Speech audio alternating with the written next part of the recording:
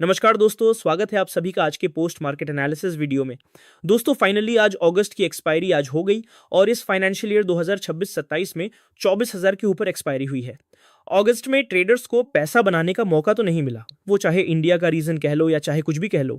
आज के मार्केट अगर बात करूं तो एंड टाइम पर आपको मालूम है कैश का कमाल भी देखने को मिल ही गया है।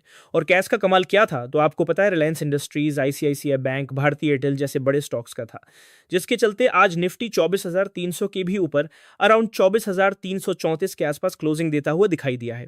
ओपनिंग की बात करूं तो फ्लैट या फिर गैप डाउन भी बोल सकते हैं, या आप देख सकते हो हमने बात की थी कि अगर 24,190 के नीचे मार्केट सस्टेन करेगा तो हम डाउन साइड में प्लान करेंगे, लेकिन मार्केट 24,190 के नीचे ही ओपन हुआ, 24,190 के ऊपर गए लेकिन वहां सस्टेन नहीं कर पाया और वहीं से नीचे आया तो 24,150 का लेवल्स आया, जो कि मंडे का लो था। वहां तक गए, टेस्ट हुआ, वहां पर एक बार को लगा कि सपोर्ट ले लेगा, लेकिन फिर भी वहां से भी हम नीचे की तरफ जाते रहे और 24,100 का लो लगा।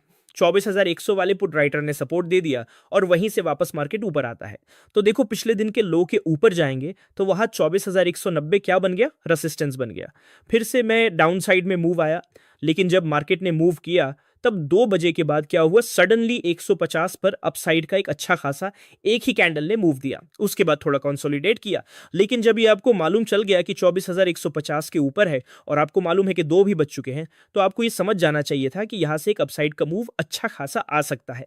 और वहां से एक शॉर्ट कवरिंग मूव आया जो कि 24,190 ही नहीं, 24,250 के लेवल्स को भी क्रॉस करके 24,260 के आसपास क्लोजिंग करता हुआ 3:15 पर दिखाई दे रहा था। लेकिन कैश का कमाल तो देखो, डायरेक्ट क्लोजिंग 24,334 पर हुई। और दोस्तों ICICI Bank, Infosys, Reliance, Bharti Airtel, State Bank of India सब ग्रीन में दिख रहे हैं भाई। आज 34 स्टॉक्स एडवांसेस में और सिर्फ 16 स्टॉक्स डिक्लाइंस में थे। हाउएवर एचडीएफसी बैंक जैसा बड़ा स्टॉक नीचे की तरफ लेकर जा रहा था। भाई लोग, अब निफ्टी के लिए कल का प्लान देख लेते हैं। आज निफ्टी की क्लोजिंग 24,334 पर हुई है।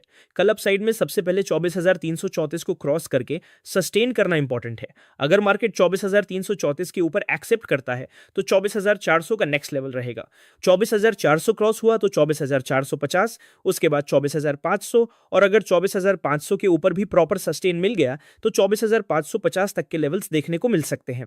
यहां भी एक चीज क्लियर है, 24,334 के ऊपर सिर्फ स्पाइक आना इनफ नहीं है, सस्टेनिंग और एक्सेप्टेंस चाहिए, तभी नेक्स्ट अपसाइड लेवल्स को टारगेट करना है।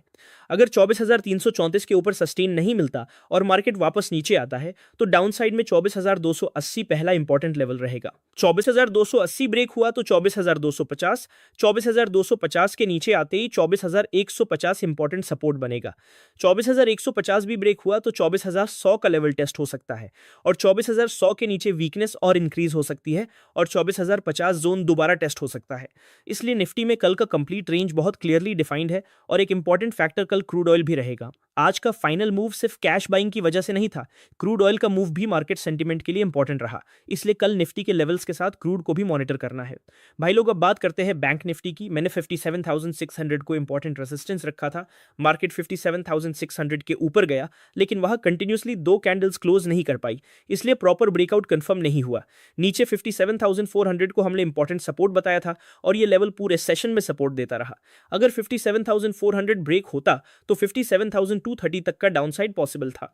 आज 57,230 ने भी स्ट्रॉन्ग सपोर्ट दिया और फर्स्ट कैंडल में ही बैंक निफ्टी ने 57,230 का लो बना दिया। पिछले दिन का लो भी यहां सपोर्ट प्रोवाइड करता हुआ दिखा। फाइनली बैंक निफ्टी की क्लोजिंग 57,514 पर हुई है, इसलिए आज का डाइवर्जेंस भी इंपॉर्टेंट है। निफ्टी पॉजिटिव क्लोज हुआ जबकि बैंक निफ्टी नेगेटिव क्लोज हुआ। भाई लोग, अब बैंक निफ्टी का कल के लिए प्लान देख लेते हैं। आज का हाई 57,653 रहा है, इसलिए 57,653 कल का इमीडिएट रेसिस्टेंस और अपसाइड ट्रिगर रहेगा।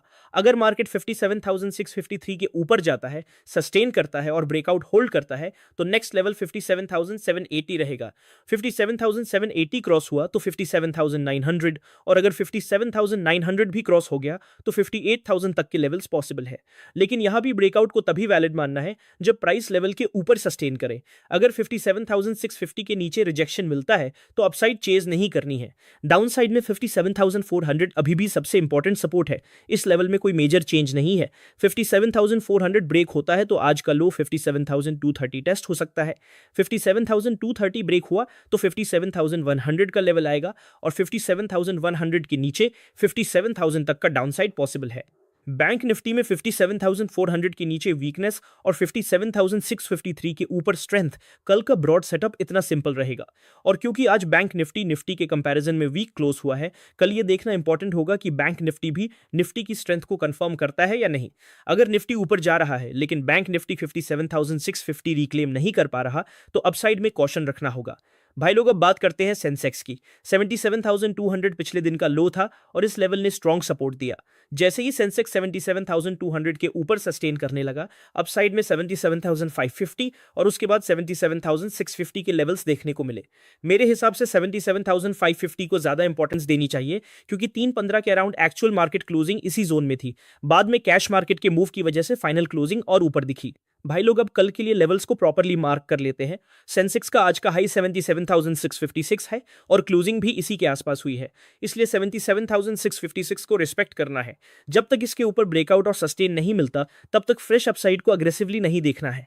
अगर 77,656 के ऊपर सस्टेन मिलता है तो नेक्स्ट लेवल 77,800 का रहेगा, उसके बाद 77,900, और अगर 77,900 भी क्रॉस होता है तो 77,100 तक के लेवल्स पॉसिबल है। डाउन साइड में 77,480 इंपॉर्टेंट रहेगा।